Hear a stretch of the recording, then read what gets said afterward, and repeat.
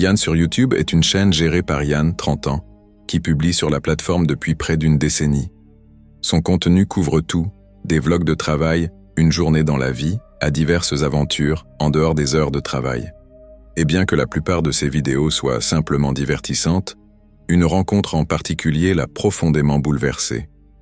Le 18 janvier 2024, Yann a publié une vidéo relatant une expérience troublante qu'il a vécue alors qu'il faisait du camping furtif sur le parking d'un McDonald's à Palm Springs en Californie. Le camping furtif, pour ceux qui ne le connaissent pas, consiste à passer la nuit dans un véhicule ou une tente dans un endroit qui n'est pas officiellement destiné au camping, en essayant généralement d'éviter d'être repéré. C'est souvent fait par nécessité, par curiosité ou simplement pour le frisson que cela procure. Et bien que cela puisse sembler inoffensif, cela signifie aussi que le campeur est totalement exposé et vulnérable à tous ceux ou à toute personne qui pourrait rôder dans les environs. C'est exactement ce qui est arrivé à Yann le 16 janvier 2024. Il faisait du camping furtif depuis un bon moment déjà et avait passé des nuits dans des conditions bien plus difficiles, comme sous une pluie battante ou au milieu d'une tempête de sable. Alors, passer la nuit sur un parking de McDonald's ne lui semblait pas être un problème. Malheureusement, il ne pouvait pas se tromper davantage. Après avoir tout installé, il s'est allongé à l'arrière de sa voiture. Mais alors qu'il était sur le point de s'endormir, il a été interrompu par le bruit de quelqu'un essayant à plusieurs reprises d'ouvrir la porte de sa voiture. Il s'est immédiatement redressé pour voir de qui il s'agissait, et voici ce qu'il a découvert. What's going on, man? What's going on? What's up? What's up, man? What's going on? What are you doing? Un homme se tenait devant la portière passager. Ce qui rendait la scène encore plus troublante, c'est que l'homme ne prononça pas un mot, même lorsqu'Yann lui parla à plusieurs reprises, tentant d'obtenir une explication sur ce qu'il faisait là. Hey, bro. What's up? What you doing, man? Ain't weird, bro. Malgré sa panique, Yann prit la sage décision de rester enfermé dans sa voiture et de se déplacer rapidement vers un endroit plus discret du parking. Mais cela ne suffit pas, car quelques minutes plus tard, Yann aperçut le même homme en train de rôder dans le parking, probablement à la recherche de sa voiture. Craignant pour sa sécurité, il décida alors de partir vers un tout autre endroit et réussit à dormir le reste de la nuit sans autre incident.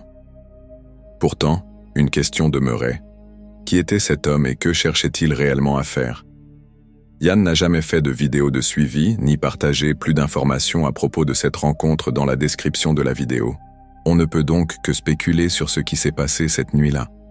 Il est tout à fait possible qu'il s'agisse simplement d'un homme inoffensif, souffrant de troubles mentaux et qui n'avait pas pleinement conscience de ses actes. Cela pourrait expliquer pourquoi il n'a pas répondu lorsqu'Yann lui a parlé et pourquoi il s'est éloigné calmement sans dire un mot. Cependant, une explication bien plus plausible est que l'homme tentait délibérément de s'introduire dans la voiture d'Yann et qu'après s'être fait repérer, il a feint d'être confus et inoffensif pour paraître moins menaçant. Peut-être pensait-il que la voiture était vide et voulait la voler. Ou peut-être savait-il qu'Yann était à l'intérieur et avait l'intention de le cambrioler, voire quelque chose de bien plus sinistre. Son comportement étrange laissait aussi penser qu'il pouvait être sous l'emprise de drogue, ce qui l'aurait rendu encore plus instable, et donc plus dangereux. Heureusement, Yann a réussi à partir sain et sauf avant de découvrir les véritables intentions de cet homme.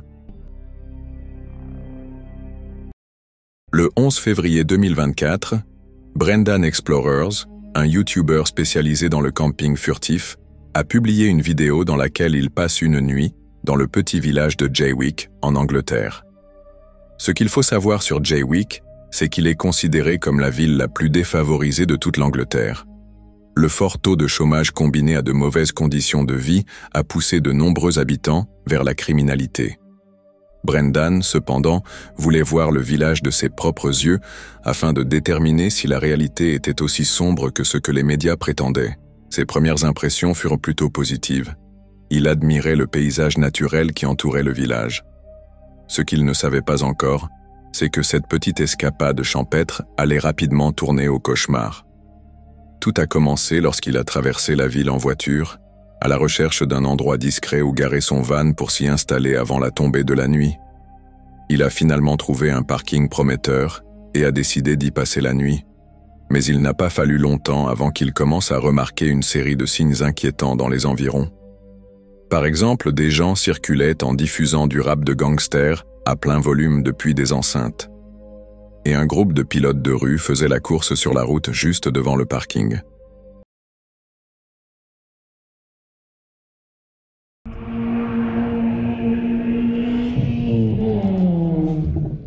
Alors que la soirée approchait, Brendan se retrouva également seul sur le parking, ce qui faisait de lui une cible idéale pour un éventuel voleur.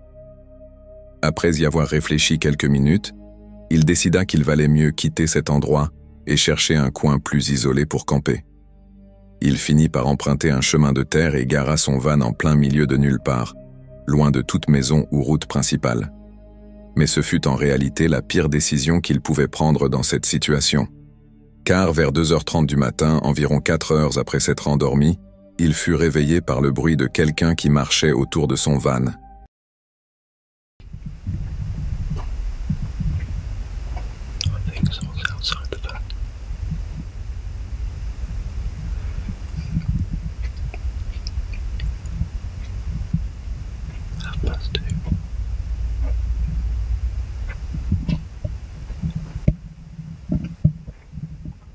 Cette personne tenta ensuite d'ouvrir la porte coulissante du van.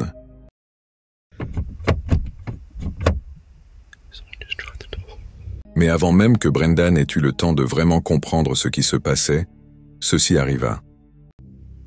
Hey!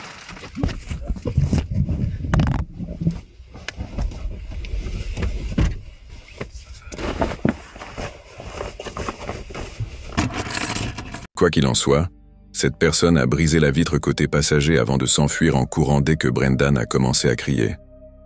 Dans la description de la vidéo, Brendan a supposé que cette personne cherchait probablement à voler le mini-réfrigérateur qu'il avait posé sur le siège passager. Même si cela n'est peut-être pas tout à fait exact, il y a tout de même une part de vérité dans cette hypothèse.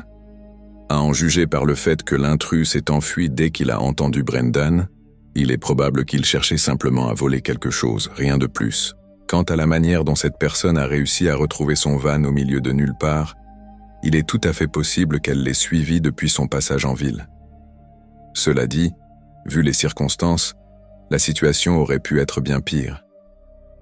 Comme l'a fait remarquer un commentaire sous la vidéo, au lieu de rester pour la nuit, Brendan a roulé dans l'obscurité jusqu'au lever du jour pour rentrer chez lui, ce qui, en fin de compte, était la meilleure décision à prendre. Il continue à publier des vidéos de camping furtifs, mais il est désormais beaucoup plus prudent quant à l'endroit où il gare son van, surtout lorsqu'il s'agit de lieux reculés ou isolés.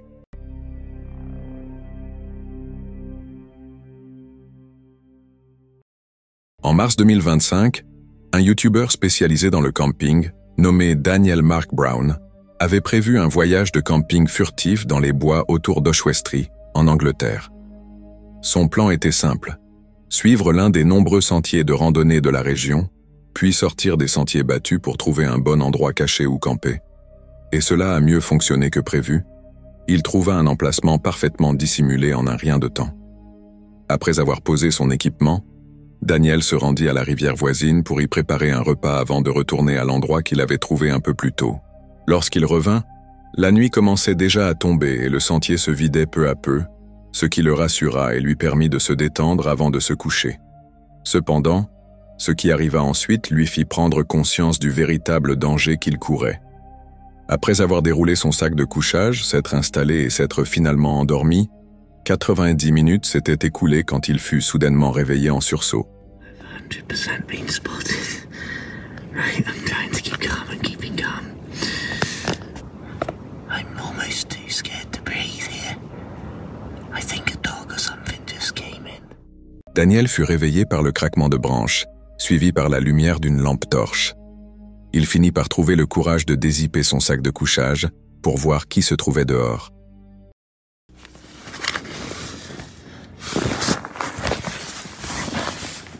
Oh, that's right. They're looking straight at me.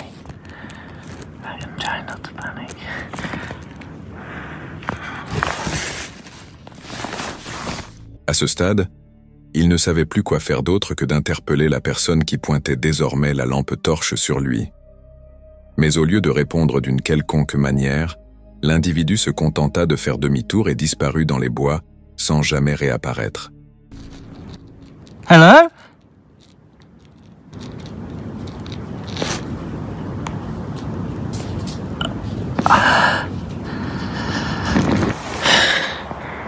They haven't been about, I haven't seen a single light now for maybe 5-10 minutes. I don't even know.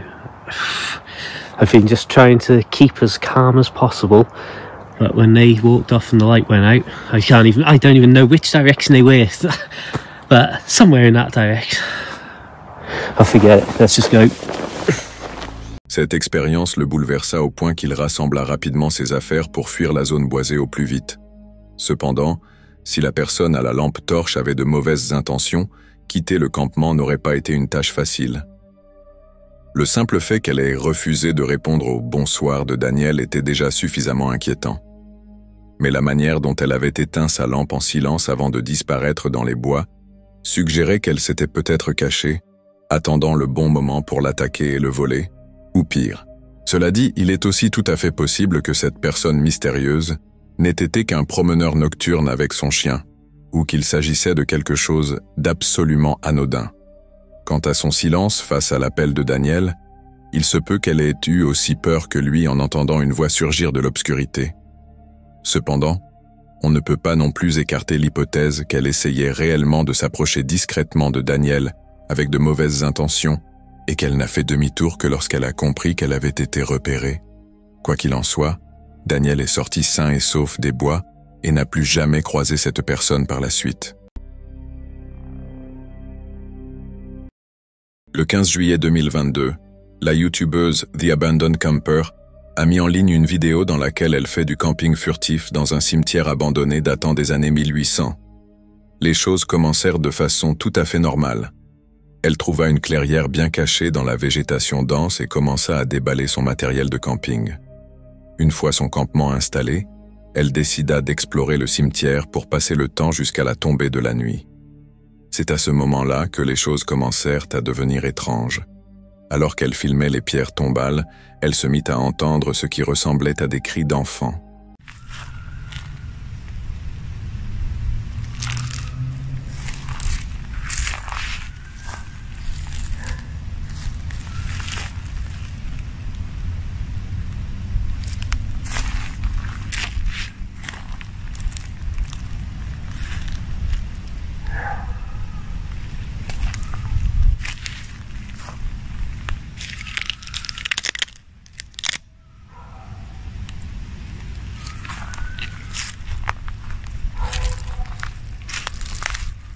Elle pensait être seule dans le cimetière, mais elle ne pouvait pas se tromper davantage.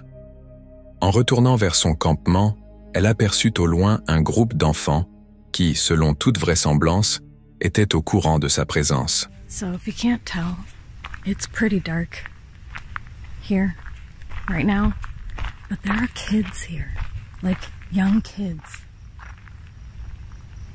in the cemetery. And I'm wondering how active this place actually is. Do people come here at night and kind of party in the forest or something? That dog kind of ruined it. Not ruined it, I shouldn't say that. The dog barking, I didn't want to disturb anybody, especially since I'm not supposed to be here. So I think I'll finish my exploring tomorrow morning. And because there seems to be still a lot of stuff here. See? Hear them? I think they know I'm here. That's not good. À ce stade, elle était presque sûre que les enfants savaient qu'elle était là et qu'ils s'amusaient simplement à lui faire peur. Toutefois, elle continua de filmer au cas où et prit soin de s'assurer qu'elle n'était pas suivie jusqu'à son campement. I'm gonna keep this recording. Just in case. But I'm also gonna stop and find out what they're doing, if they're actually watching me or not.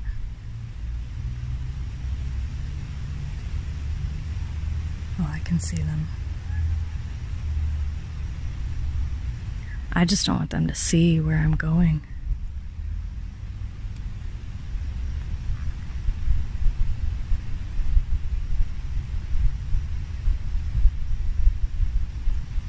Okay. I think they're gone. De retour à son campement furtif, elle alluma un petit feu pour cuisiner. Malheureusement, cela s'avéra être une énorme erreur. Car peu après avoir allumé le feu, elle commença à entendre des voix et des bruits de pas qui se rapprochaient d'elle dans la forêt. There are people walking around back here. They don't have headlamps on, but like I said in my last video, I do not like being around people in the middle of a forest, especially when it's dark out. So I might pack up and get out of here when I think the coast is clear. On ne saura probablement jamais quelles étaient les intentions de ses enfants, et cela restera un mystère. Ce qui est certain, c'est que The Abandoned Camper a pris la sage décision de ne pas prendre de risques. Elle a rapidement rangé ses affaires et quitté le cimetière en silence, veillant à rester aussi discrète que possible. Le 26 avril 2025, cette vidéo a été mise en ligne par la nouvelle chaîne YouTube d'Omama. Elle montre l'une des nuits les plus troublantes qu'il ait jamais filmées.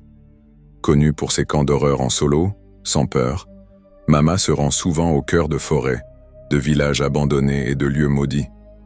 Mais cette fois, il a choisi un endroit que même les habitants refusent de traverser après la tombée de la nuit. Ce qu'il a capturé sur film va vous choquer. Le lieu n'est pas seulement effrayant par sa réputation. Les villageois parlent ouvertement de leur peur, racontant des histoires de personnes attirées dans le cimetière par des voix qui ressemblent à celles de leurs proches, pour se retrouver seuls parmi les tombes. D'autres affirment avoir vu des silhouettes fantomatiques les appeler depuis les arbres, pour que tout disparaisse dès qu'ils s'en approchent.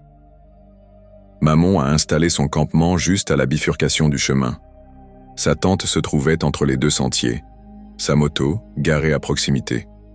Pour tout documenter correctement, il a installé un système de vidéosurveillance, CCTV, pointé vers différentes directions de la route. L'étrangeté a commencé lentement une fois la nuit tombée.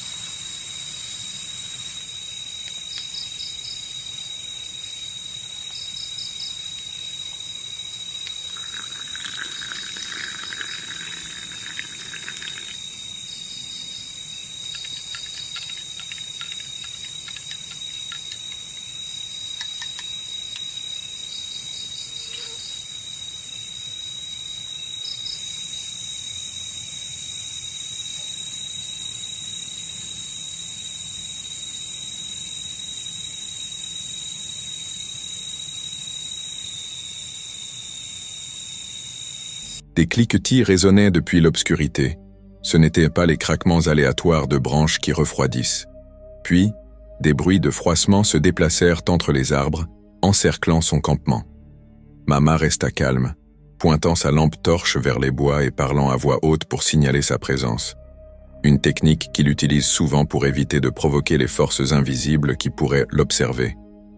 Mais la première véritable escalade survint sans le moindre avertissement.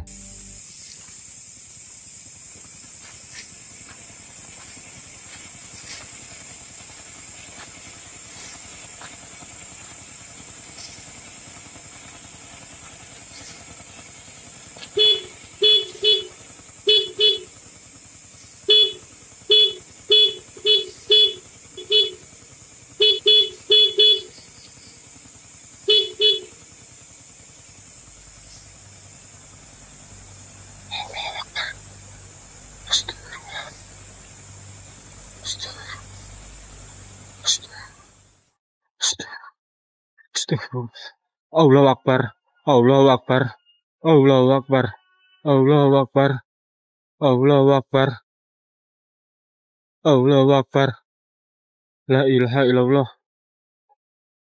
Astagfirullah, Astagfirullah, Astagfirullah.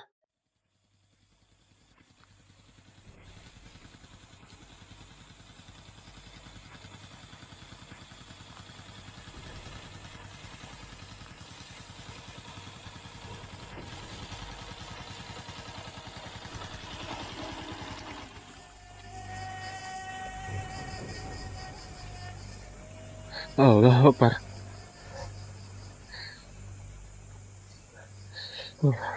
Allahu Akbar. Allahu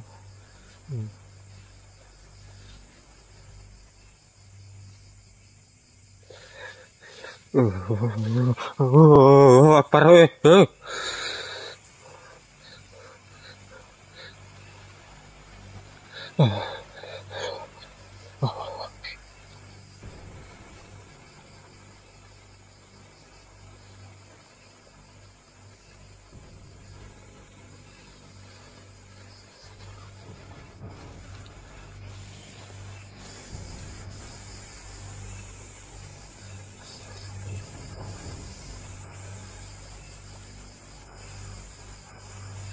Soudain, le klaxon de sa moto retentit dans la nuit.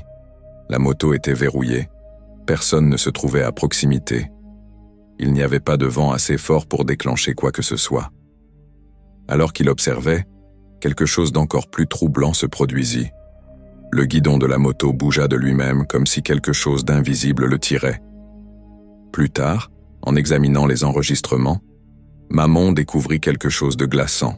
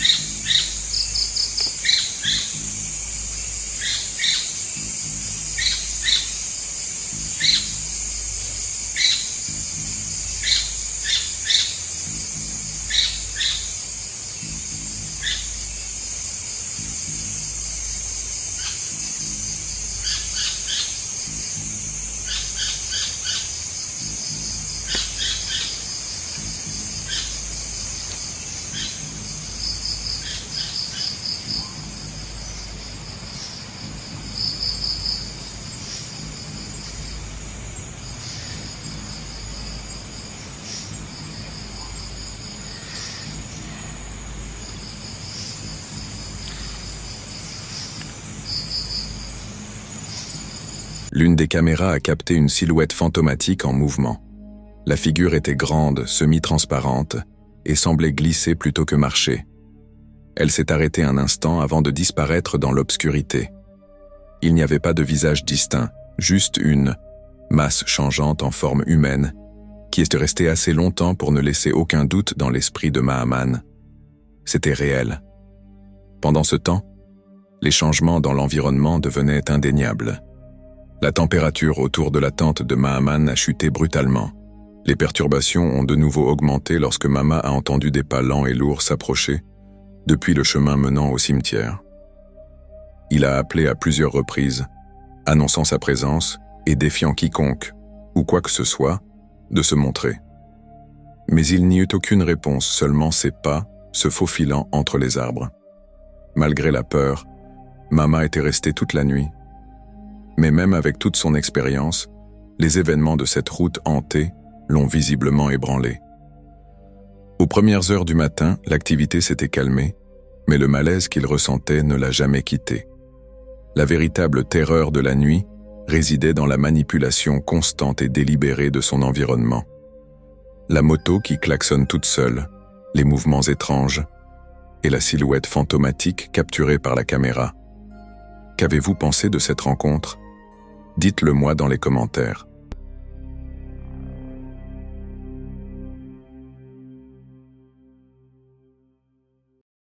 Sydney, une voyageuse solo et créatrice de contenu, a documenté ses aventures à travers d'innombrables campings et parcs nationaux aux États-Unis, partageant à la fois les aspects paisibles et imprévisibles de la vie sur la route. Connue pour son style calme et accessible, Sydney apprécie généralement la solitude qui accompagne les aventures en solitaire. Mais cette nuit-là, dans la nature sauvage du Tennessee, cette solitude a pris une tournure plus sombre et inquiétante. Elle retournait sur l'un des tout premiers sites où elle avait campé seule. Sydney voulait que ce voyage soit empreint de nostalgie. Après avoir fait le plein de provisions pour la semaine, elle s'enfonça profondément dans la forêt, suivant une route étroite et sinueuse qui la mena à des kilomètres de toute trace de civilisation. Le camping qu'elle avait choisi était simple et isolé, avec seulement 2 emplacements officiels, et elle le trouva entièrement désert à son arrivée. There's nobody here. I'm gonna get out and take a gander and make sure everything's like safe, and I might drive down there, but I might take the top spot too. I don't know yet. That's where my friend Grace camped when I was camping down here. Yeah, I think I'm gonna come down to this spot.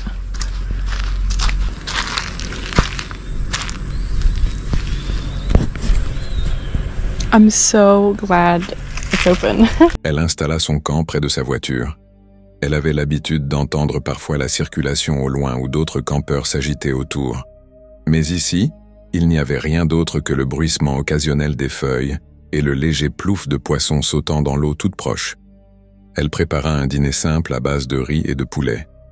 Mais alors qu'elle cuisinait, le silence fut soudain brisé par un bruit sec et étrange venant de plus loin dans les arbres.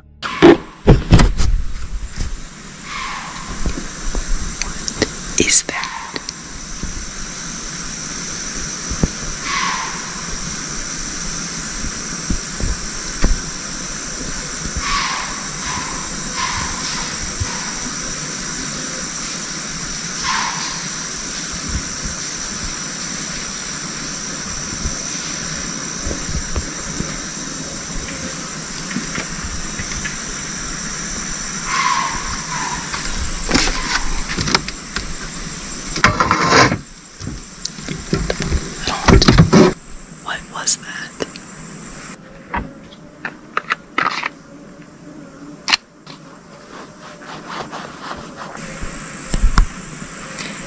Anyways, dinner is served. I really hope that wasn't like a mountain lion or something. But I'm not gonna let it scare me to stay in my car. I packed all my stuff up so that if I do need to like just close this, I only have this to move, but you know what I'm thinking? What if it was Bigfoot and that was like a deer that he was eating, and it was like making noises because the deer is scared. That was so weird. I heard it move too. It like moved from like there to over there. I think my saving grace is that I know there are other campers back here, so I feel better about that. I'm not completely alone out here. Ce n'était pas un bruit animal ordinaire. C'était plus sec, plus lourd. Le son se répéta, cette fois plus fort et plus proche. Essayant de rester calme, elle se dit que cela pouvait être un cerf, ou peut-être un autre campeur qu'elle n'avait pas remarqué plus tôt. Pourtant, cela ne sonnait pas naturel. Ce n'était pas le mouvement rapide d'un petit animal. Bien que troublée, Sydney termina son dîner et poursuivit sa routine. Elle plaisanta même nerveusement, en disant que c'était peut-être Bigfoot attiré par l'odeur de la nourriture. Mais au fond d'elle, elle n'arrivait pas à se défaire de l'impression que quelque chose clochait. Ce qui ajoutait à son anxiété, c'était que même si d'autres campeurs étaient censés se trouver plus loin dans la forêt, elle ne voyait aucune lumière, ni n'entendait la moindre voix humaine.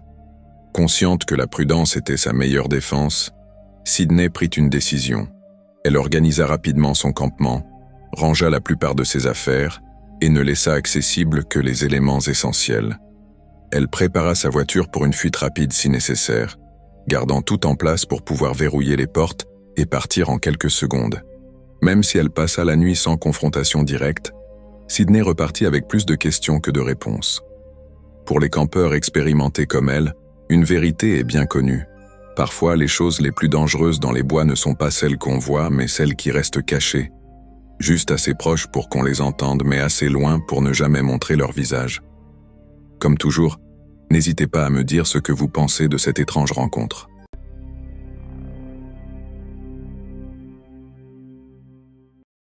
Corinne et Chelsea sont deux exploratrices qui s'aventurent dans certains des lieux les plus hantés du Royaume-Uni. Leurs aventures tournent souvent autour de l'exploration urbaine, et dans ce cas précis, elles ont jeté leur dévolu sur un endroit que même les habitants redoutent, Daring Woods, plus communément appelé la forêt des cris. Situé près du célèbre village hanté de Pluckley, Daring Woods possède une longue et sombre histoire. Des récits de voix fantomatiques, de lumières mystérieuses et de disparitions glaçantes circulent depuis des décennies. Avant même de pénétrer réellement dans la forêt, quelque chose semblait déjà anormal. Elles découvrirent que le portail d'entrée habituel avait été verrouillé, les obligeant à revoir leur plan. Des panneaux indiquaient clairement que le camping était interdit. Malgré les avertissements, elles décidèrent de prendre le risque, prévoyant d'installer leur matériel plus profondément dans la forêt. Mais à la tombée de la nuit, ce qui n'était qu'une randonnée étrange mais gérable, se transforma rapidement en toute autre chose.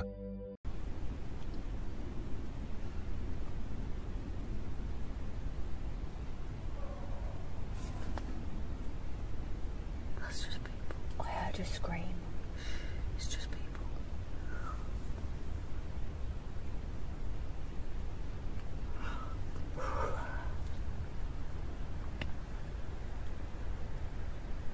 Should we go? You've got to stick it out a bit. Mate, how are we going to go? We've got so much stuff. I don't give a f***. Presque immédiatement, elles commencèrent à entendre de faibles cris portés par le vent à travers les arbres. Elles entendirent des bruits de pas les suivre à travers les broussailles, des pas qui restaient toujours juste hors de portée. À un moment donné, Corinne et Chelsea s'arrêtèrent près d'une structure abandonnée. C'est là qu'elles remarquèrent des empreintes fraîches dans la boue. I can't. Where's the torch?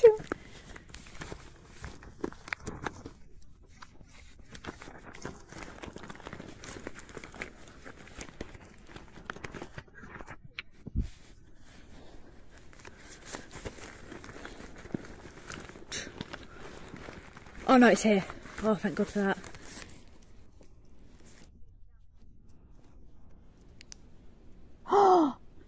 Look at that.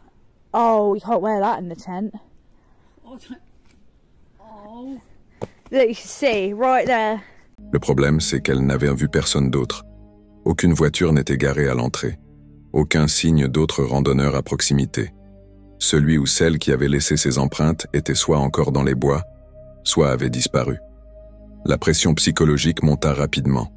Les blagues et les rires cessèrent. Leurs voix devinrent plus basses, plus sérieuses.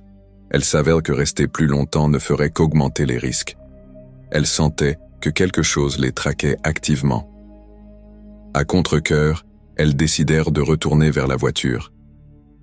Ce n'est que lorsqu'elles mirent enfin les pieds sur la route que le sentiment oppressant s'estompa. Elles n'ont capté aucune apparition complète cette nuit-là. Pas d'activité de poltergeist, pas d'ombre dramatique balayant l'objectif. Mais ce qu'elles ont capté était encore plus brut. Une peur qui montait, seconde après seconde.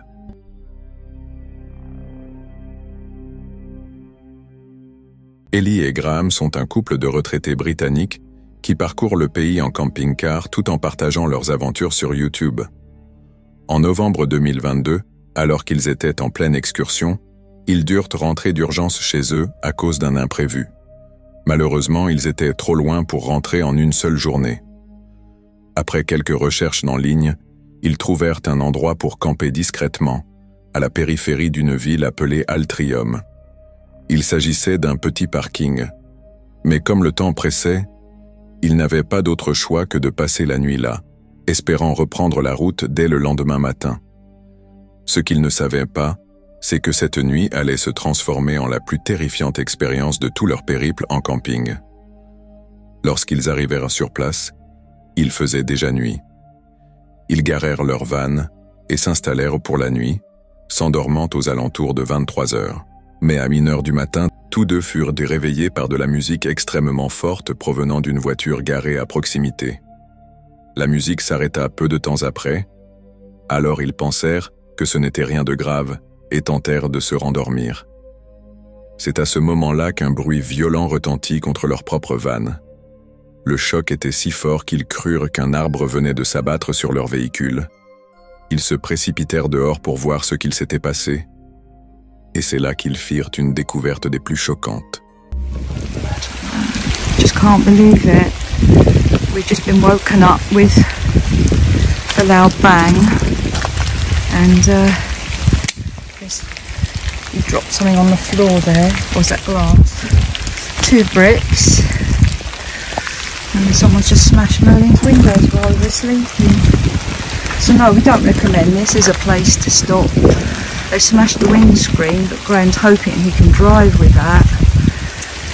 But here's us in the middle of nowhere, with a broken window and a cracked windscreen, about 200 miles from home. Après quelques vérifications autour de leur van, Ellie et Graham découvrirent 3 briques au sol. Leur véhicule avait été gravement endommagé. Le pare-brise était fissuré, la vitre côté passager complètement brisée, et une énorme bosse marquait la carrosserie derrière la porte coulissante.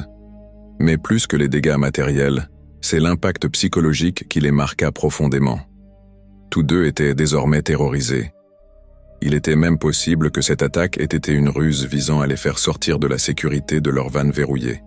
Cependant, même après plusieurs heures, personne ne s'approcha d'eux, ne tenta de forcer l'entrée, ni ne manifesta la moindre hostilité visible. Et loin de les rassurer, cette absence de confrontation directe les perturba encore davantage. Ils venaient d'être attaqués à coups de briques, et pourtant ils ignoraient tout des responsables, ainsi que de leurs intentions. En discutant avec une famille installée dans un autre van non loin de là, ils apprirent que l'assaillant était arrivé en voiture, car la famille avait entendu les pneus crisser en repartant. Ellie et Graham en déduisirent qu'il s'agissait d'un acte coordonné. En effet, malgré les 3 briques retrouvées, ils n'avaient entendu qu'un seul bruit d'impact. Autrement dit, au moins 3 personnes avaient lancé leurs projectiles en même temps. Mais pourquoi s'en prendre à un couple de retraités sans raison apparente, sans rien voler, et repartir aussitôt? Peut-être s'agissait-il simplement de faire fuir les campeurs, pour une raison inconnue. Mais si c'était le cas, pourquoi l'autre van n'avait-il pas été touché? Malheureusement, aucun indice n'a jamais permis d'éclaircir cette affaire. Aucun visage n'a été aperçu, aucune voix entendue, et aucune motivation ne s'est révélée, laissant cet événement enveloppé de mystère. Bien qu'Ellie et Graham aient été trop effrayés pour refaire du camping furtif après cette nuit, il semble qu'ils aient depuis retrouvé confiance, et sont de nouveau sur la route.